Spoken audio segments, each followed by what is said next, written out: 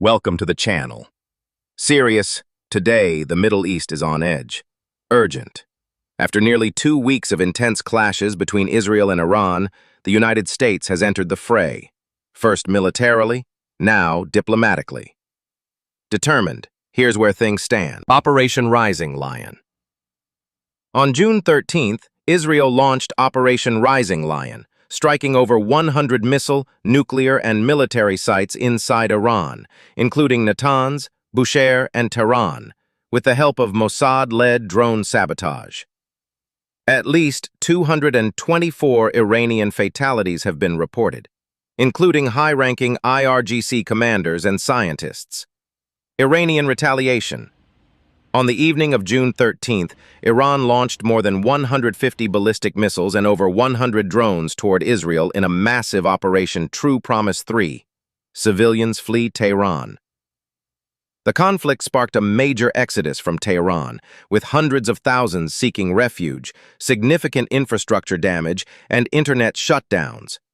June 21st, the U.S. carried out strikes on 3 Iranian nuclear sites: Fordow, Arak heavy water reactor, and underground missile facilities, with bunker-busting munitions. In response, Iran launched 14 ballistic missiles at the U.S. Al Udeid Air Base in Qatar on June 23rd, with 13 intercepted, no casualties. On June 23rd, President Trump announced a phased ceasefire. Iran to halt strikes at midnight, ET, Israel to follow at noon, ET, full ceasefire by midnight, June 24th, ET. A senior Iranian official confirmed Qatar-mediated acceptance of the ceasefire. However, uncertainty remains.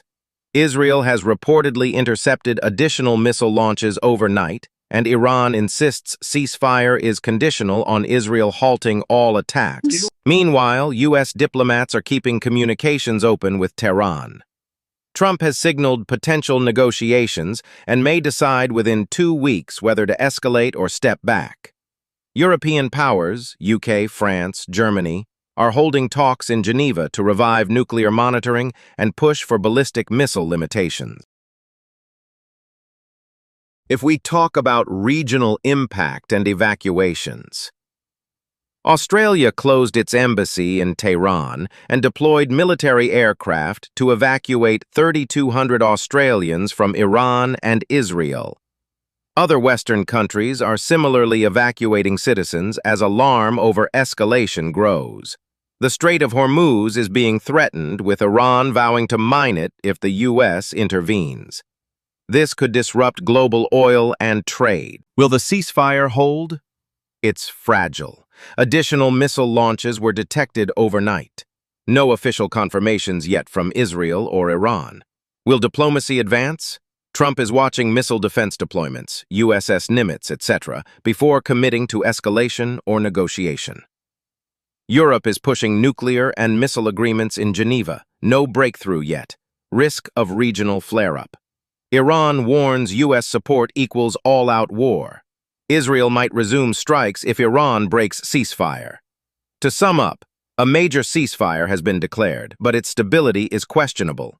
Talk of U.S.-Iran diplomacy is emerging while Europe is racing to broker a deal. The big question now, can diplomacy hold next 2 weeks of tension? We'll keep you updated.